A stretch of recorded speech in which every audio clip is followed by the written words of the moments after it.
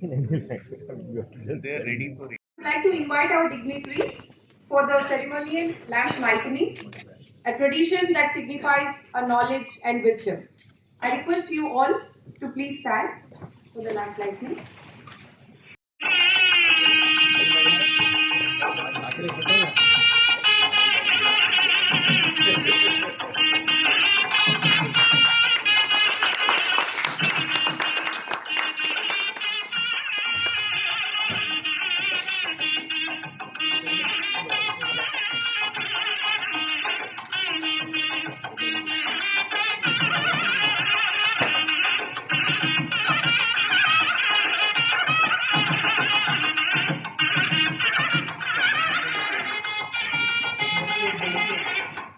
Felicitate our dignitaries. I request Dr. G. Narendra Kumar, Director General of NIRDPR, to felicitate.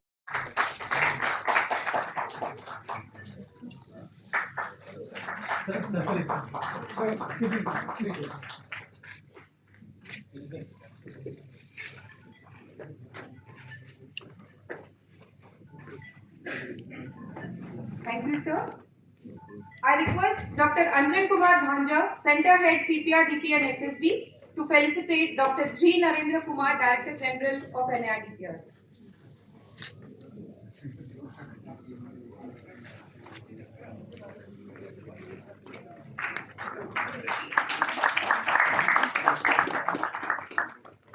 Thank you, sir. I request Dr. Satya Prabha, Assistant Professor, CPR, DP and SSD, to felicitate Sri Alok Premnagar, Joint Secretary Governance, Ministry of Panchayati Raj.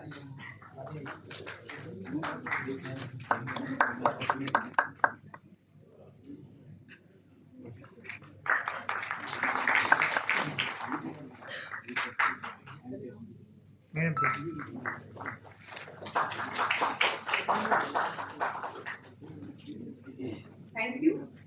I request Dr. Chinadurai, Associate Professor, CPR, DP and SSD, to felicitate Sri Lokesh Kumar, DS, Secretary, PR Department, Telangana.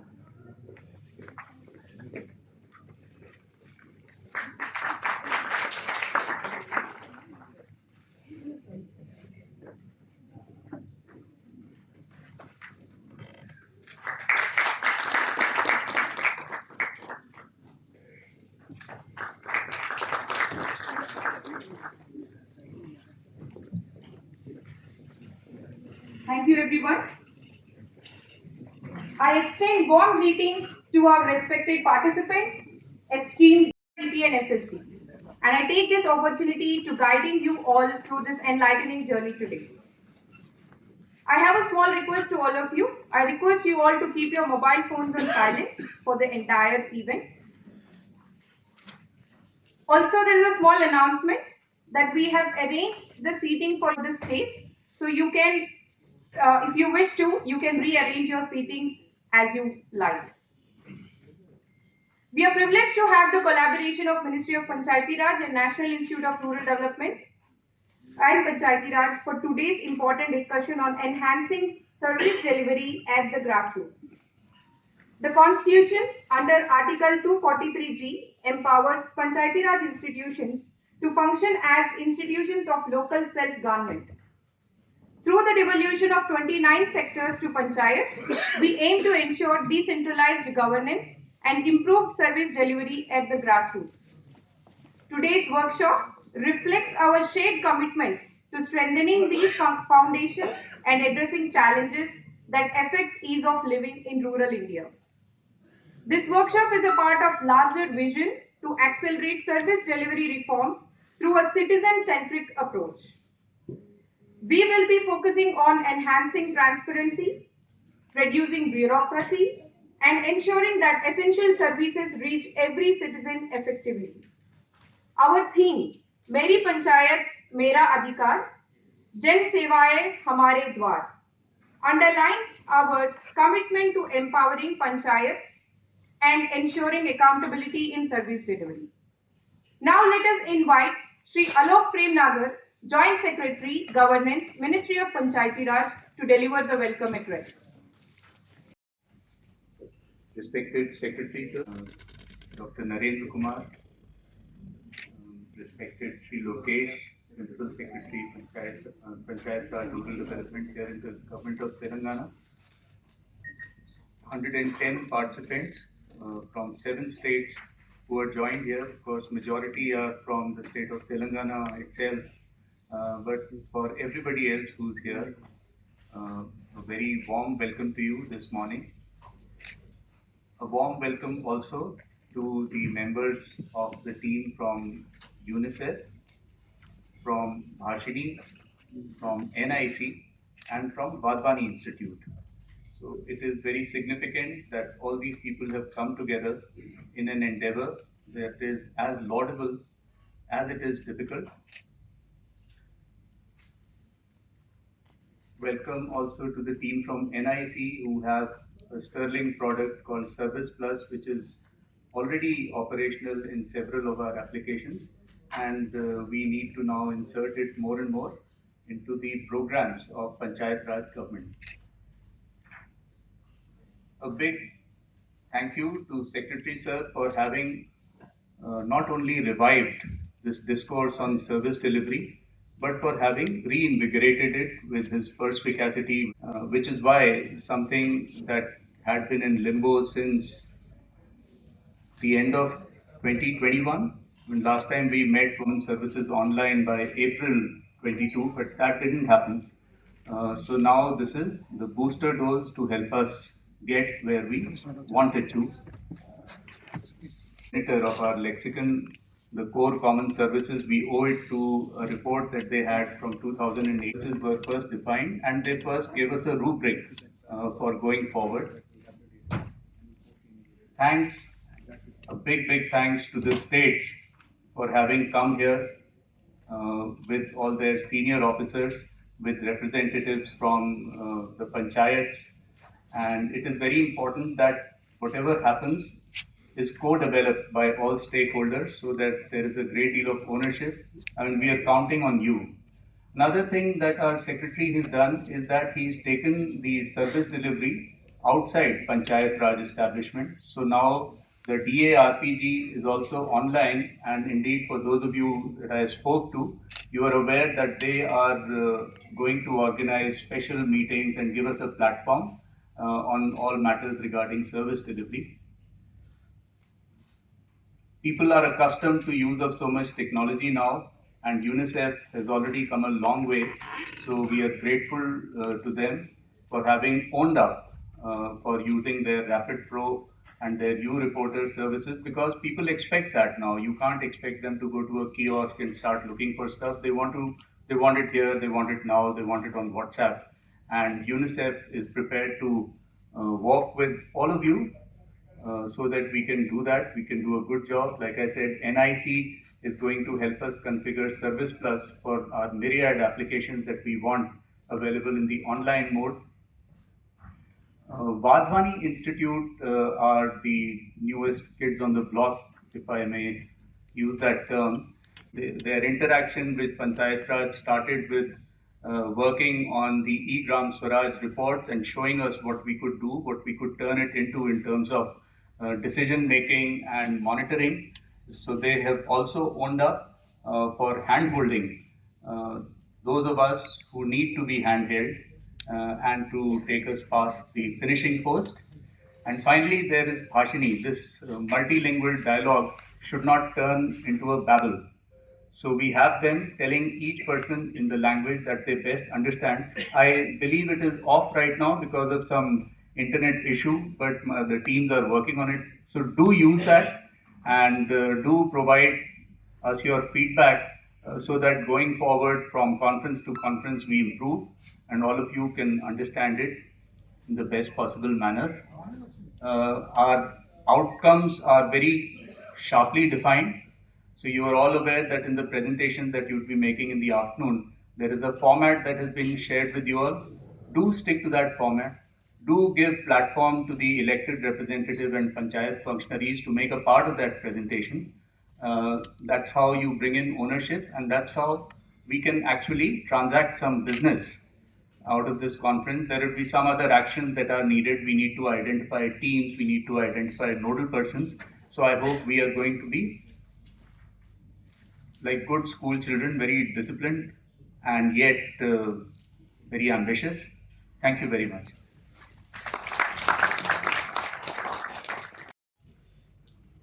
Thank you, sir.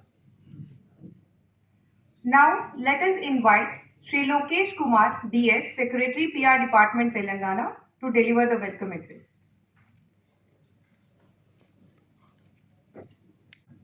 Good morning to all, respected Secretary Sir, respected DG Sir, and respected Joint Secretary Sir, and delegates from Andhra Pradesh, State of Telangana, Gujarat, Jharkhand, Madhya Pradesh, Mizoram, and Odisha.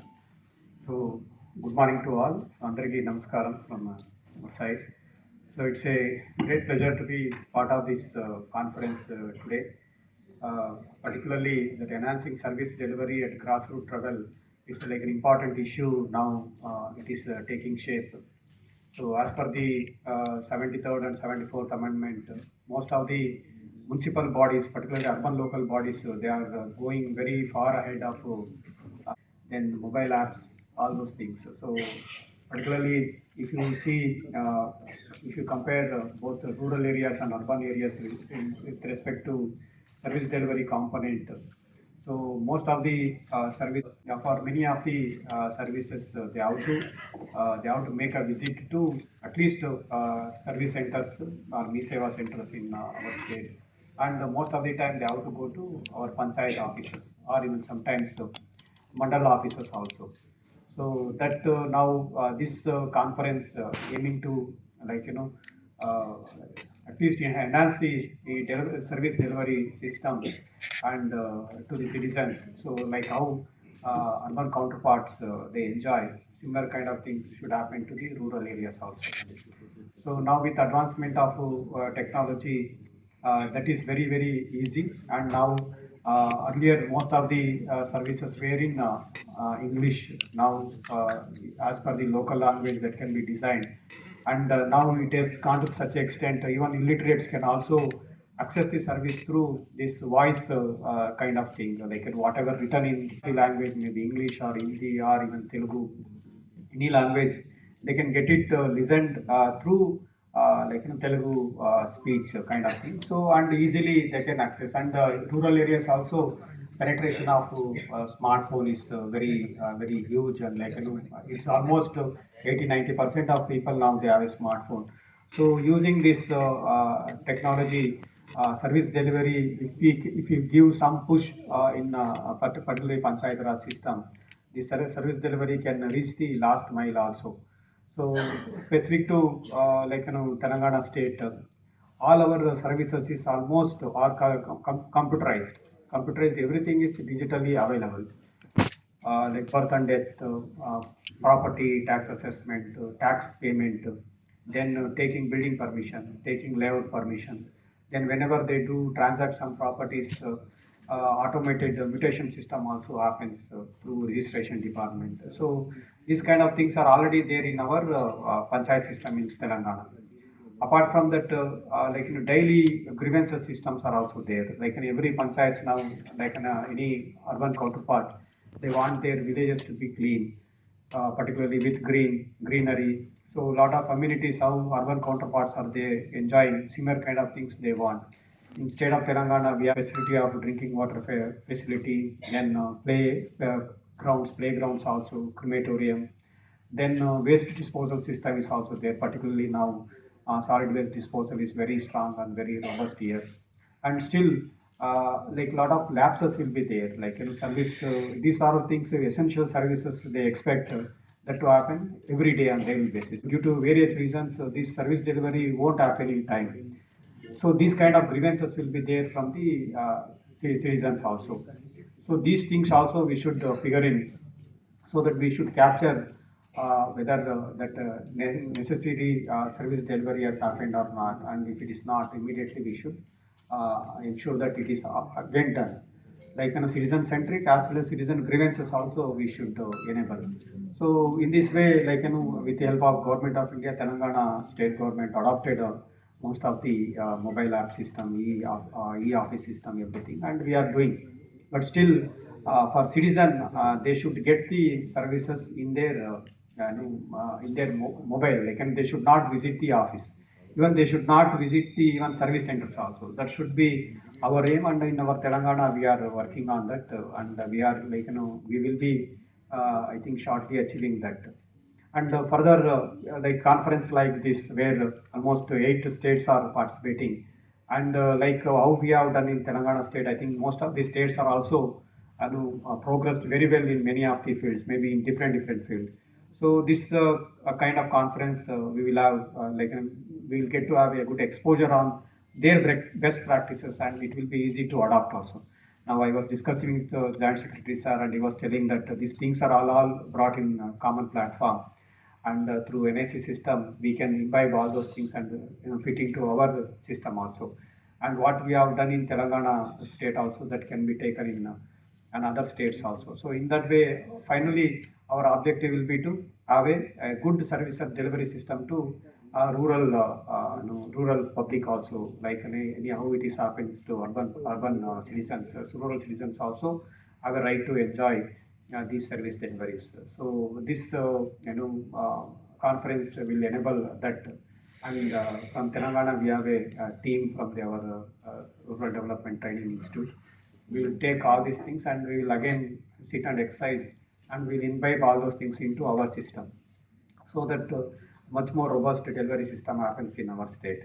And we thank particularly DG sir and the Secretary sir organizing this workshop, particularly in state of Telangana, Hyderabad, and most of our participants will be getting benefit out of this. So thank you for giving me this opportunity. Thank you very much. Invite Dr. G. Narendra Kumar, Director General of NIRDPR, to deliver the welcome address.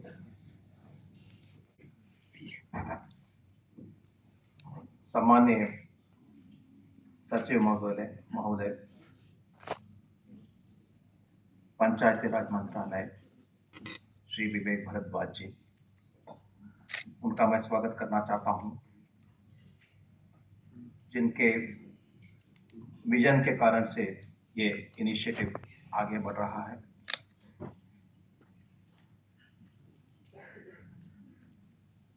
और सर्वप्रथम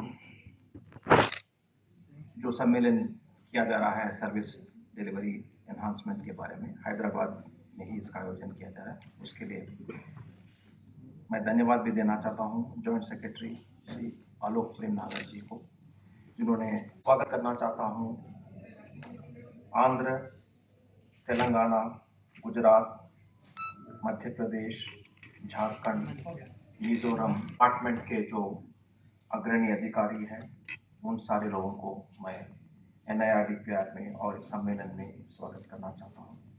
उसी तरह से मैं स्वागत करना चाहता हूँ हमारे NIRDPR के फैकल्टी, हमारे यंग फेलोज,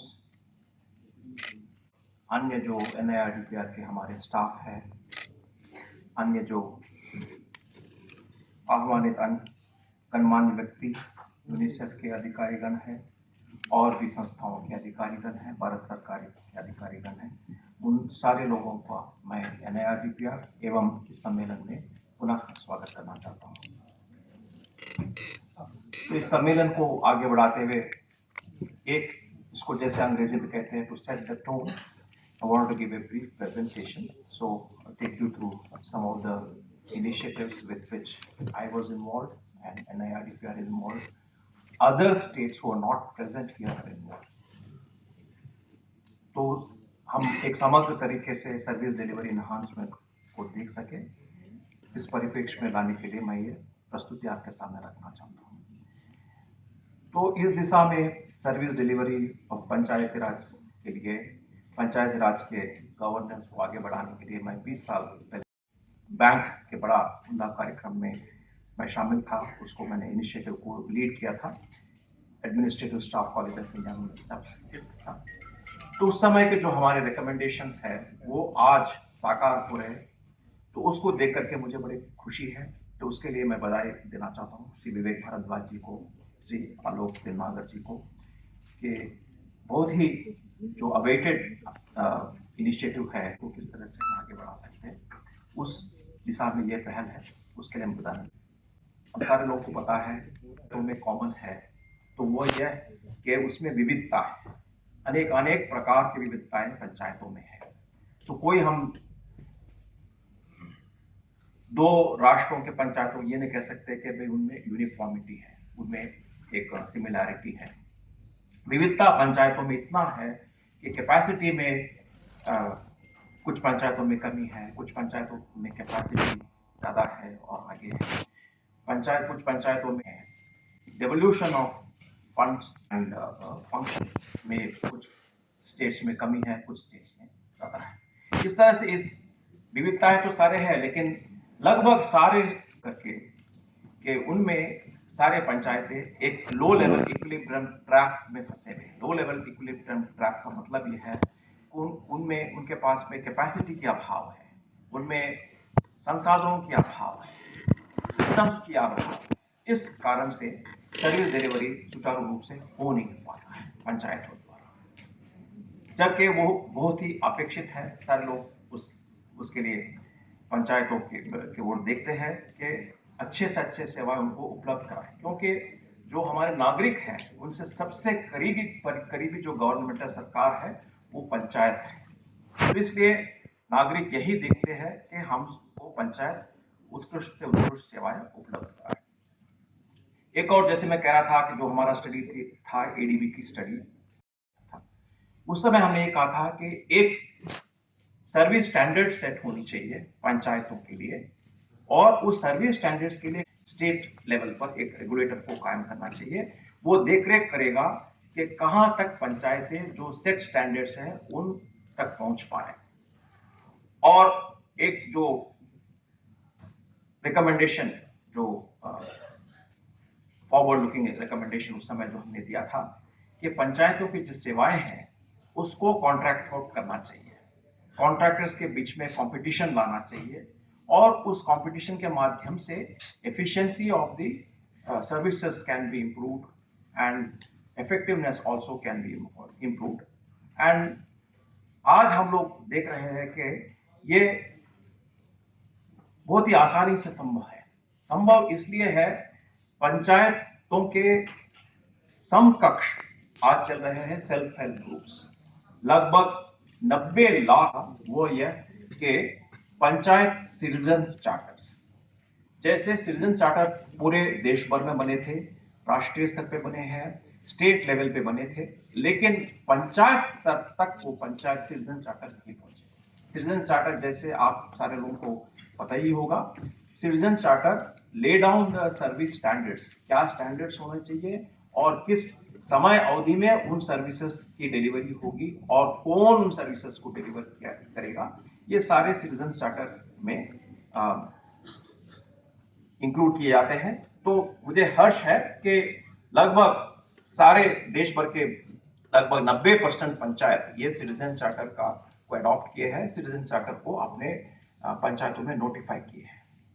तो अभी समय है कि इस सिटीजन चार्टर को आगे लेकर के वास्तव में क्या जो सेवाएं लोगों तक पहुंचना चाहिए, नागरिकों तक पहुंचना चाहिए, वास्तविक रूप से क्या सेवाएं पहुंच रहे हैं, उसका जांच पड़ताल होना चाहिए, उसका देख रेख होना चाहिए।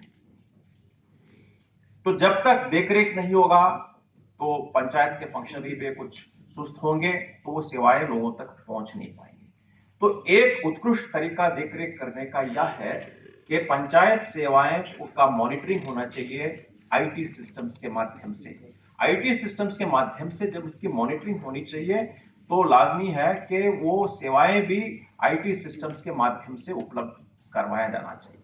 आईटी सिस्टम जो हर एक व्यक्ति के पास आज जो उपस्थित है वो मोबाइल फोन है, लगभग हर एक व्यक्ति के पास मोबाइल फोन है। तो उस मोबाइल फोन के माध्यम से लोगों को हम कैसे सेवाएं उपलब्ध करा सकते हैं, पंचायत की सेवाएं उपलब्ध करा सकते हैं, ये विषय बिंदु पर मैं समझता हूं कि चर्चा काफी विस्तृत रूप से इस सम्मेलन में होना चाहिए। जैसे मैं कह रहा था 20 वर्ष पहले से हम लोग ये काम करना शुरू किए हैं, कुछ जो हमारे रिकमेंडेशन उस समय कहते हैं वो मैं आपसे शेयर किया हूं, आपके सामने रखा हूं। तो उसके बाद में एक और जो इनिशिएटिव्स के साथ में जो मैं जुड़ा हुआ था वो Sevottam framework for making the public services available to citizens through various departments and organizations of the government.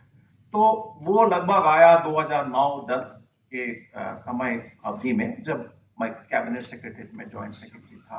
CIA के माध्यम से और लोगों के साथ में जुड़ करके हम सेवोत्तम फ्रेमवर्क ये उसको विकसित किए थे। तो उसके बिंदु आज भी जब हम पंचायत की सेवाओं के बारे में चर्चा करते हैं, आज भी रिलेवेंट है, आज भी वो यूजफुल है। तो उसमें जो बिंदु है, इस तरह ये जो बिंदु यहाँ पे दर्शित किए गए हैं, तो पहला जो है ना, सर्विसेज, क्या सर्विसेज हम लोगों को उपलब्ध करवाएंगे, उसका क्लियर कट डेफिनेशन होना चाहिए। सारे सेवाओं का अंकलन होना चाहिए सिटीजन चार्टर में।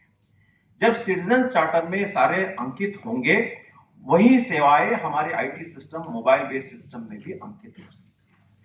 दूसरा, जैसे मैं कह रहा था, हमारे पहले के रिकमेंडेशन भी थे कि सेवाओं के स्टैंडर्ड्स को सेट करना चाहिए। जैसे हम बात करते हैं, आजकल जो बड़ा उत्कृष्ट जो कार्यक्रम चलाया जा रहा है सैचुरेशन बेसिस पे, जल जीवन मिशन। जल जीवन मिशन का एक मापदंड है कि 55 LPCD हर गरीब परिवार ग्रामीण क्षेत्र के घर में पहुंचना चाहिए। वो एक मापदंड है, एक मानक है। उस प्रकार से हमारे सारे जो सर्विसेज है उनके मानक बनने चाहिए, उनके स्टैंडर्ड्स बनने चाहिए। दूसरा बिंदु है। तीसरा, जब मैं कह रहा था सारे पंचायतें उसी प्रकार से जो स्टेट डिपार्टमेंट्स में भी, तो किस तरह से हम लोग कैपेसिटी को डेवलप कर सकते हैं ताकि नागरिकों को उत्कृष्ट सेवाएं हम लोग उपलब्ध करा सकें। सिर्फ ये पर्याप्त नहीं है कि हम लोग स्टैंडर्ड सेट करें, बट उस स्टैंडर्ड के अनुरूप हम लोग सर्विसेज डिलीवर कर सकें। उसके कैपेबिलिटी हमारे जो कर्मचारी है, पंचायत के कर्मचारियों में हमको डेवलप करने की आवश्यकता है। एक बारी स्टैंडर्ड सेट कर दिए गए हैं, क्षमता भी बढ़ा दी गई है, तो अगला जो हमारा कदम रहता है कि जो हमारे कर्मचारी है, सक्षम कर्मचारी, क्या वो सेवाएं जो हमारा मानक है, उस मानक से, उस मापदंड से क्या वो सेवाएं उपलब्ध करा रहे हैं। उस सेवा उपलब्ध करा रहे हैं, नहीं करा रहे, उसका देखरेख हम लोग परफॉर्मेंस मॉनिटरिंग सिस्टम के माध्यम से करते हैं। उसके लिए जरूरी होता है कि एक बेंचमार्किंग करना चाहिए कि ये स्टैंडर्ड है। उस विषयों की जिम्मेदारी निभाते हुए ग्राम पंचायतें हर नागरिक तक सेवाएं पहुंचाने का काम कर रही हैं। सरकारी योजनाओं के लाभ, आसान ऋण और प्रमाण पत्र जैसी सेवाएं ग्राम स्तर पर उपलब्ध हो रही हैं, जिससे गांवों में विकास की रफ्तार तेज हो रही है। NIC द्वारा विकसित सर्विस प्लस एक ऐसा डिजिटल प्लेटफॉर्म है जिसे किसी भी सेवा के लिए कॉन्फ़िगर किया जा सकता है। ये ग्राम पंचायतों को उनकी स्थानीय आवश्यकताओं के अनुसार सेवा प्रदान करने के लिए सशक्त बनाता है। इतना ही नहीं, वैश्विक स्तर पर प्रसिद्ध भाषिणी जैसे डिजिटल प्लेटफॉर्म भाषा की बाधाएं तोड़ लोगों के लिए संचार के माध्यम को सरल बना रही हैं। यहाँ तक कि यूनिसेफ द्वारा विकसित रैपिड प्रो और यू रिपोर्ट प्लेटफॉर्म जमीनी स्तर पर संवाद स्थापित करने के लिए अत्यधिक प्रभावी साधन है, जिससे ग्रामीण समुदायों के साथ त्वरित और प्रभावी संचार सुनिश्चित होता है। डिजिटल भारत के बदलते भारत की नींव को और मजबूत करने के लिए और ग्रामीण भारत में 42.6 करोड़ से अधिक स्मार्टफोन यूजर्स को ध्यान में रखते हुए एक ऐसे प्लेटफॉर्म का निर्माण किया जा रहा है जो ग्रामीण निवासियों को व्हाट्सएप पर कभी भी कहीं भी सेवाओं की जानकारी प्राप्त करने में सक्षम बनाएगा। 5 प्रणों में से एक विकसित भारत को पूरा करता ये शक्तिशाली प्लेटफॉर्म पंचम एक ऐसा चैटबॉट होगा जो भाषाओं की सीमाओं को लांघकर ग्रामीण भारत को अपनी स्थानीय भाषाओं में व्हाट्सएप के माध्यम से सरकारी सेवाओं की जानकारी कभी भी कहीं भी प्रदान करेगा। ये बदलाव सिर्फ एक शुरुआत है, एक ऐसे भारत की जहां हर गांव, हर व्यक्ति सशक्त है, जहां डिजिटल सेवाएं दूरियां मिटाती हैं और हर नागरिक को समान अधिकार और सुविधाएं प्रदान करती हैं। डिजिटल भारत से जुड़कर हम एक विकसित भारत की ओर अग्रसर हैं। सशक्त पंचायतों से ही होगा सशक्त भारत का निर्माण।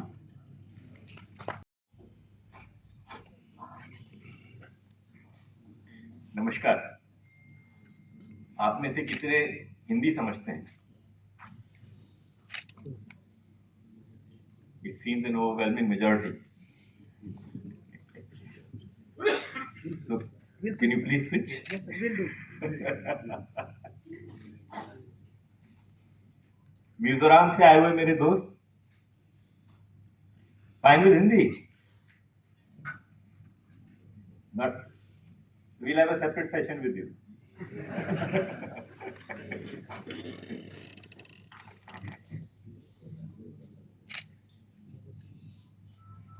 महानिदेशक national institute of rural development and Panchayati Raj, हमारे संयुक्त सचिव श्री लोकेश जी, सचिव पंचायती राज तेलंगाना सरकार, कहा गया था कि हम we're a nation of snake charmers, we're a nation of magicians.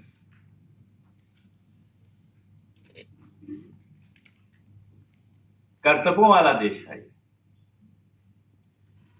उसके बाद 60 और 70 का दशक आया तो हम लोग बन गए वो देश जिसमें लाइनें ही लाइनें थी।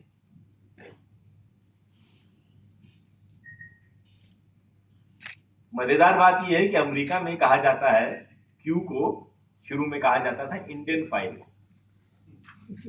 वो इंडियन फाइल कभी अमेरिका में तो नहीं दिखी, लेकिन हिंदुस्तान में हमेशा ही हमने क्यू में जिए। जो मेरे युग के लोग हैं, ऑफलाइन युग वाले,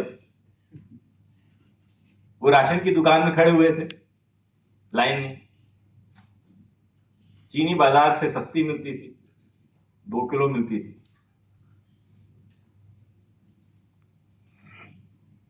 अगर अस्पताल जाना हो वहां भी लाइन थी, हर जगह लाइन थी। सबसे बड़ी मुश्किल थी वो रेलवे रिजर्वेशन वाली लाइन।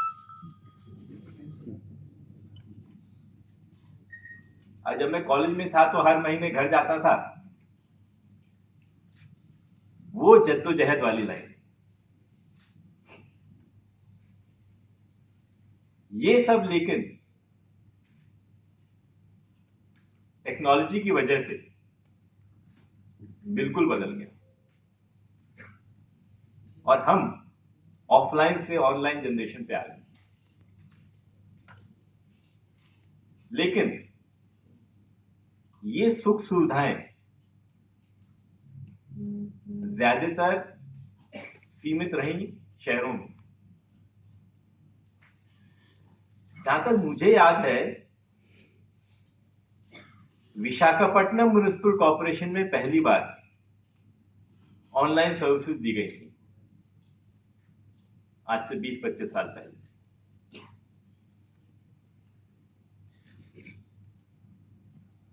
नरेंद्र कुमार जी ने एक बहुत ही विस्तृत एक्शन प्लान हमारे लिए रखा है। मुझसे जब बात हो रही थी, वो कह रहे थे कि टैक्स देने में लोग इसलिए हिचकिचाते हैं क्योंकि उनको सर्विस नहीं मिलती। और अगर आपने ये सर्विस की बात अगर आप पहले करें, तब आपको जनगण का सहयोग मिलेगा। आप लोगों को याद है, सूरत में प्लेग आया था। उसके बाद एक मिस्टर राव थे जो कि कमिश्नर थे सूरत के, और उन्होंने सूरत, क्योंकि सबसे गंदा शहर था इस देश का, और पिछले साल सूरत नंबर 1 था स्वच्छ भारत की रैंकिंग में। तो ये ट्रांसफॉर्मेशन के पीछे राव साहब थे, और उन्होंने एक बड़ा सीधा सरल फॉर्मूला अपनाया। सूरत में सबसे ज्यादा अमीर इलाकों में उन्होंने सफाई पहले शुरू की।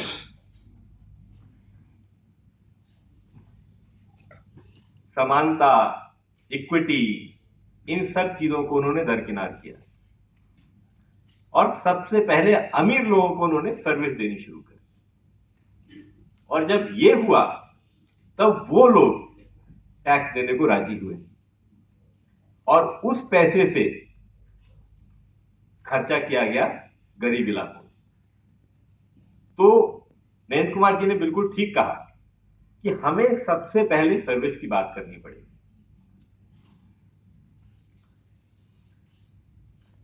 अब सर्विस के समय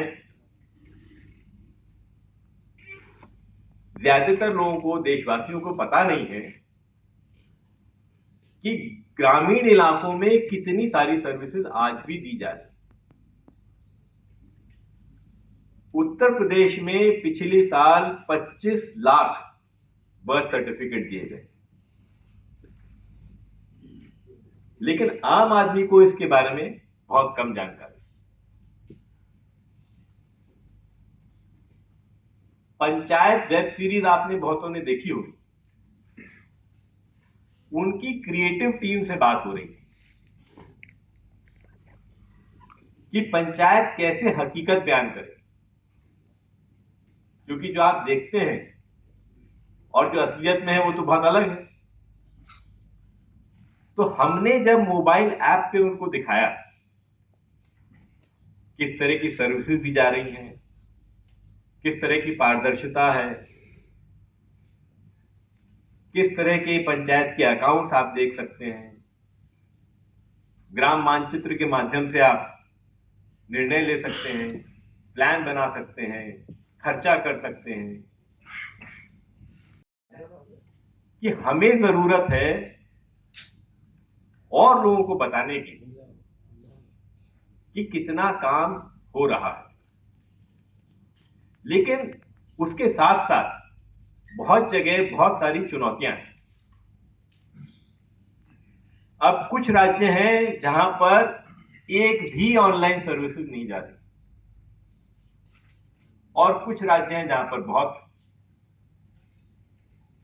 ग्रामीण निवासियों का फायदा हो रहा है, लाभ पहुंच रहा है। हमने ये वर्कशॉप सोच समझ के करी, और एक वर्कशॉप नहीं करना चाह रहे हैं, हम 4 करना चाह रहे हैं देश के विभिन्न कोनों में। जनरली सामान्यतः अगर दक्षिण भारत में हो तो आपको मिजोरम नहीं दिखेगा, मध्य प्रदेश भी नहीं दिखेगा, लेकिन हम चाहते हैं कि हम एक दूसरे से सीखें। तो पहली तो समस्या है कि कुछ राज्यों में कोई भी ऑनलाइन सेवा नहीं दी जा रही। तो हमने जो सिटीजन चार्टर की बात करी वो तो बेमानी हो जाता है। मजेदार बात यह है कि इस देश में बहुत सारे मर्ज हैं जो दशकों तक चलते हैं। मैं 25 साल पहले शिक्षा विभाग में था, वहां पर 3 मर्ज थे, एक्सेस, इक्विटी एंड क्वालिटी। 25 साल बाद भी एक्सेस, इक्विटी एंड क्वालिटी की ही बात होती। हमारी पंचायत का भी यही हाल है। फंड्स, फंक्शंस, फंक्शनरी, शायद 1947 में भी बात करते थे, आज भी बात करते। तो इनके साथ अगर जोड़ दिया जाए कंप्यूटर, अब भाई अगर आपके पास कंप्यूटर ही नहीं होगा तो ऑनलाइन सर्विस कहां से दी जाएगी। हमारे यहां 35,000 ग्राम पंचायतें ऐसी हैं जहां पर कंप्यूटर नहीं है। तो हमने सोचा कि अब और इंतजार ना किया जाए। हमने पिछले महीने एक मानक के ऊपर सारी ग्राम पंचायतें जिनमें कंप्यूटर नहीं है उनको कंप्यूटर देने का फैसला किया है। मुझे लगता है कि अगले 3-4 महीनों में हर ग्राम पंचायत के पास कंप्यूटर हो जाएगा। दूसरी चुनौती है कि कोई ऑनलाइन सेवा ही नहीं है। तो इसलिए ये वर्कशॉप सोची गई कि जिससे कि हम सब मिलकर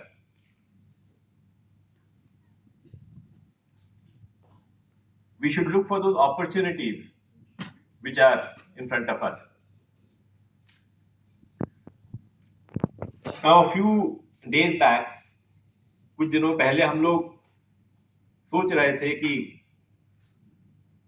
माननीय प्रधानमंत्री जी ने G20 में साउथ साउथ कोऑपरेशन की बात करी।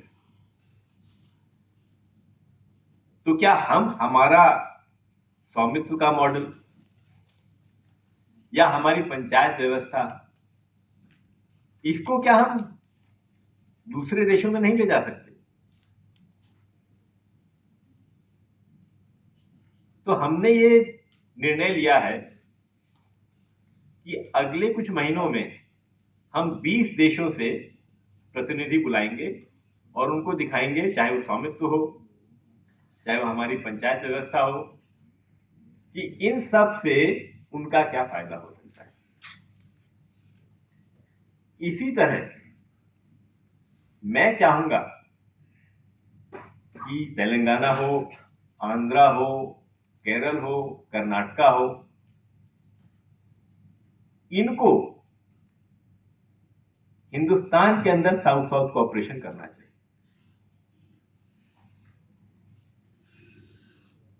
इनको ये जिम्मेदारी लेनी चाहिए कि हम उन राज्यों में जाएंगे जहां पर इस तरह की सेवाएं नहीं दी जा रही हैं, और हम आपकी जिम्मेदारी लेंगे, आपके साथ खड़े होंगे, सहायता करेंगे, जिससे आपके यहां भी उतनी ही सेवाएं लोग पा सकें जितने हमारे यहां।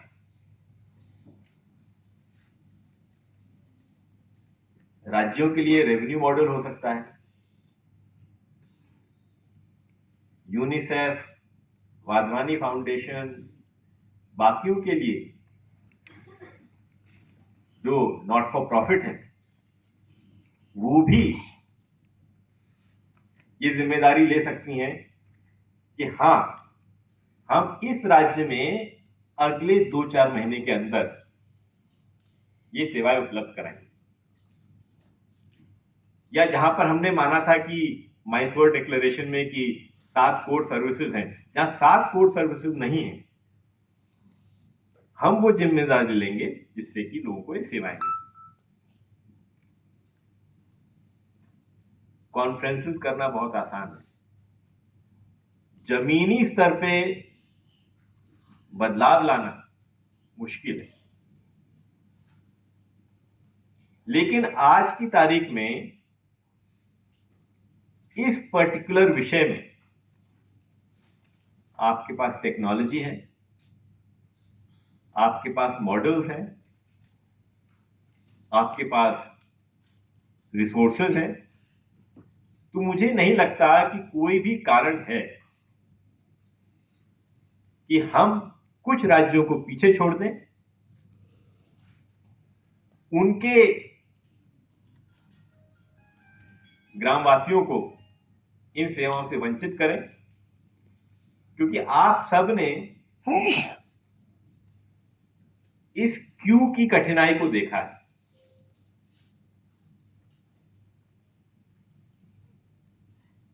इस क्यू से बचाने के लिए आपकी और हमारी बहुत बड़ी जिम्मेदारी है।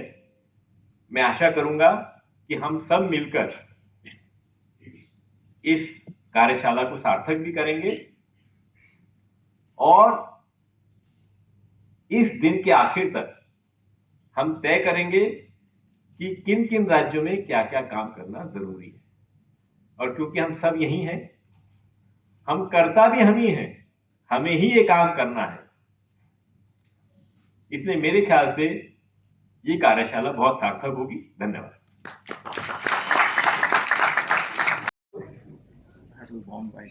Ministry of Panchayati Raj is dedicated for strengthening of government systems at the local governance level, the rural local governance. In the state also, And since the year 2022, since the National Panchayat Raj Day in 2022, the thematic support using the filter of 9 localized sustainable development themes. We have been trying to encourage states to adopt that structure more and more. And the programmatic support, of course, is in the form of Rashtriya Gram Swaraj Abhiyan, which is our main program. And subsidiary to that, there are the PDI, the E-Gram Swaraj, and Panchayat Development Plan, the PPC, which is currently underway. Swamitva scheme also came to be with us because it was an instrument for Panchayat. जो राज्य सरकार की वो सब last आदमी तक गांव के हर आदमी महिला उनको प्रोवाइड हो, इसलिए हम पंचायत में सरपंच तलाटी और वीसी सब मिलकर काम करते हैं। इनमें सुबह जो हम इस पर विचारणा कर रहे हैं, ग्रास रूट पर जो काम होना चाहिए वो काम हम कर रहे हैं। जैसे कि आगे आपने सुना होगा वो रेशन कार्ड रेशन कार्ड की KYC करना, और बर्थ डेट और रजिस्ट्रेशन, मरण birth, PM Kisan registration, E Shram card, Vishwakarma Yojana, senior citizen certificate, driving licence, light bill.